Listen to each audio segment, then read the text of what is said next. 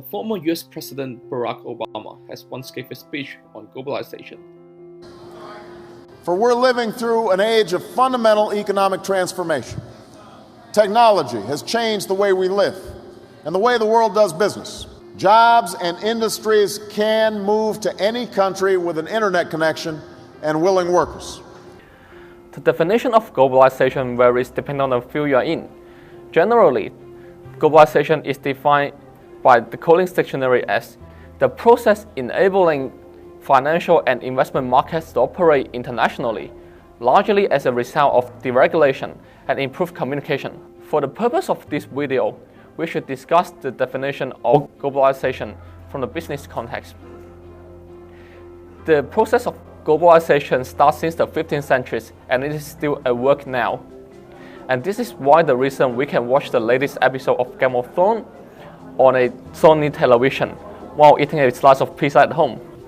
When you look at it in more detail, the whole process of globalization can be broken down into three phases: globalization 1.0, 2.0, and 3.0. Globalization 1.0 is thought to have occurred between the 15th century and the 18th century. This phase of globalization made the world go from feeling large to medium and was characterized by governing bodies of countries communicating, collaborating, and even disputing with each other at some times. Following this, the world saw the appropriately named Globalization 2.0 phase. In this phase, the world went from feeling medium to small, and this was characterized by companies, mainly multinational companies, working with each other to exchange goods and services. This phase generally lasted between the 1800s to the end of the millennium. The past two phases have led to the current stage of globalization, Globalization 3.0. After the 2000s, we have seen some changes to how business operated, mainly the huge drive to reach peak efficiency with the system of information technology. Furthermore, the rapid development of information technology has seen the world become flatter, as referred to in work such as The World is Flat by Thomas Friedman.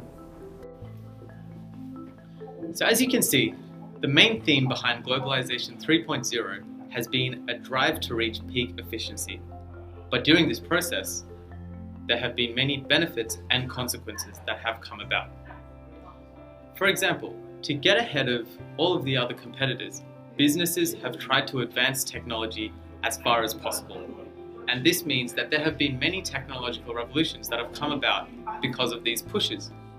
When these advancements trickle down into the general market, people's standard of living have potential to be increased through the technologies such as smartphones, Wi-Fi, fiber optics that have come about due to these pushes for the advancement of technology.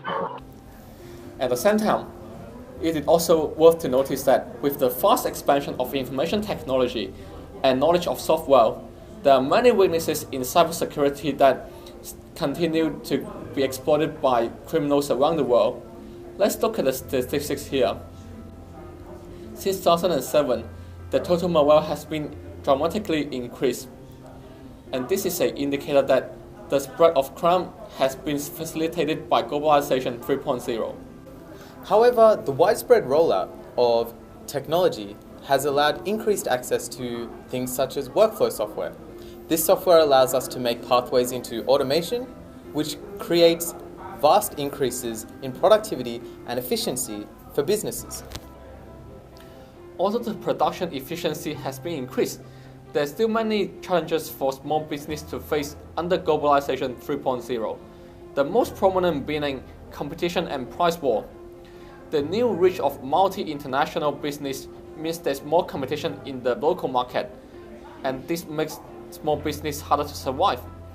Also, the new trend of offshoring means certain industry may disappear in specific countries, which leads to loss of jobs. For example, manufacturing in Australia. However, it's important that we remember that losing jobs short-term is not necessarily a bad thing long-term.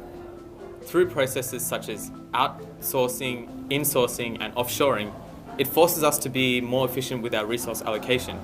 and therefore we will be forced to train ourselves to have more beneficial skills into the future. And this forces us to progress into the future as a better society.